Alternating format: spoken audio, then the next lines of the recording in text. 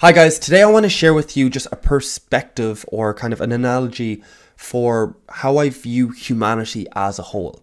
And that is, I view them as a fungus or a bacteria. Let me explain. I do not mean that we are a virus, a plague on this planet, that we are the worst thing to happen to the world since the meteor that destroyed or killed all the dinosaurs or something like that. I don't. And by the way, if you do believe that, if you do believe that humanity is some sort of negative effect on the world, can you at least just admit that there's some positive? Like you might weigh the scales that there's more negative than there is positive.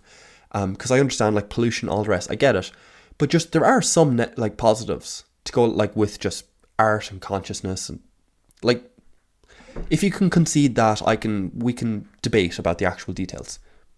Total side note. Anyway, that's not what this video is.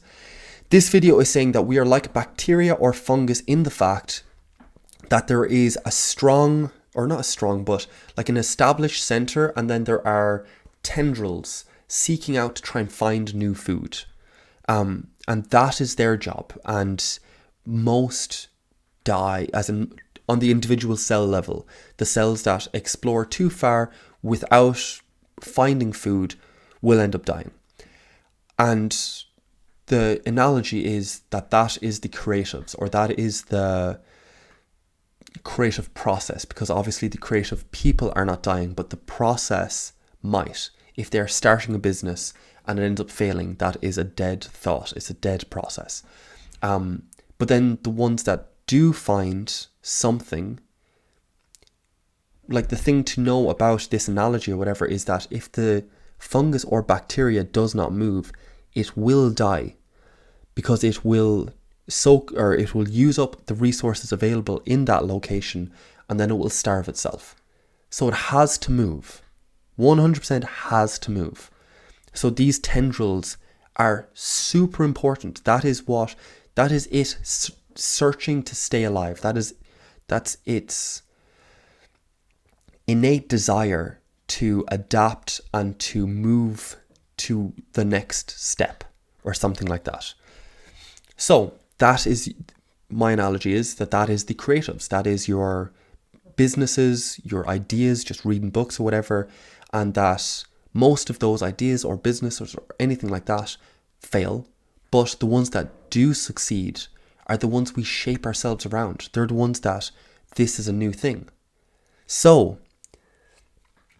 what about the rest? What about everyone else? The conservatives, where are they? They're the body, they're the center, that's the stability. And whether you like it or not, they are 100% necessary, because they're the people that keep it all gelled together. It is their job to stay gelled together, to keep everyone kind of pulled in or something like that. It is your job as a creative or as an experiment or whatever way you want to phrase it. It is your job that when you do find food, when you find something that works, something that is true, that you shout it at the top of your lungs, you broadcast it as big as you can to let the body, to let the conservatives know that this is the new direction, that this is the way we need to shape ourselves. And you need to try and convince them. And if it's not convincing enough, like, how do you phrase this? They are the deciders. Essentially, like imagine this is like an actual organism or something like that. And there's like 5 to 10 different tendrils or creatives trying stuff out or whatever. And we only really, like the organism itself only really has enough energy to try out 1 or 2. All 10 might be truths, or they might have food to some degree. But it is the center's job to try and navigate which one's most efficient for the time they're in, at whatever time they're in. So essentially they're kind of decision makers, and the experimenters are the finders. And that's the way I kind of conceptualize the whole process of left and right.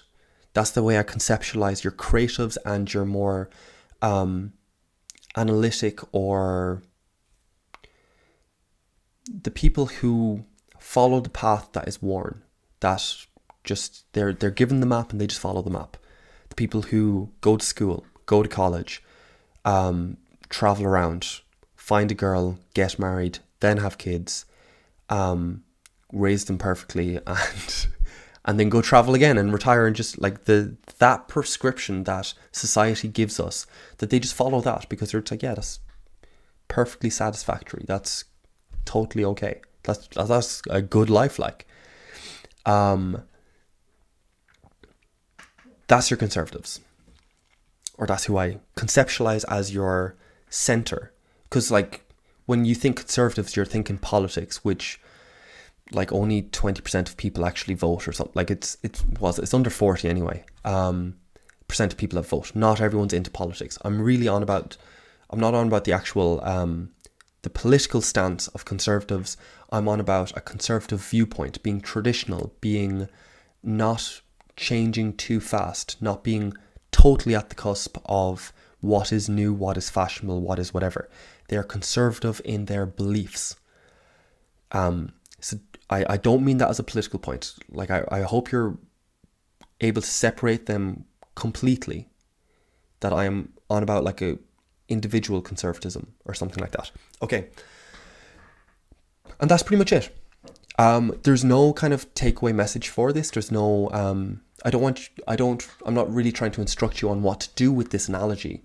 It's just something that I constantly come back to and constantly seems relevant to me, that this is how we work as a species. That this is the kind of push-pull that seems to be the dynamic at play when we are trying to press forward and when we are trying to hold ourselves together.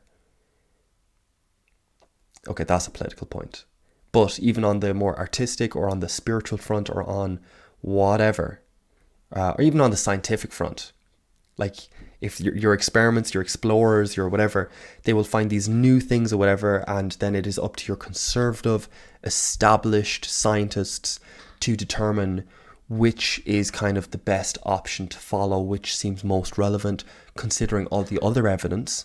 Because if you're an explorer, you're like shoulders, if not more deep into a single experiment, into like one project. You are putting your everything into it. You don't have the distance to evaluate it compared to everything else, not properly. So basically, okay, so here's the takeaway. Don't hate the conservatives.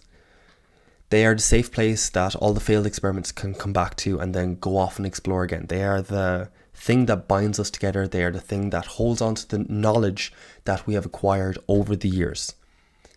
That's for the creative sides.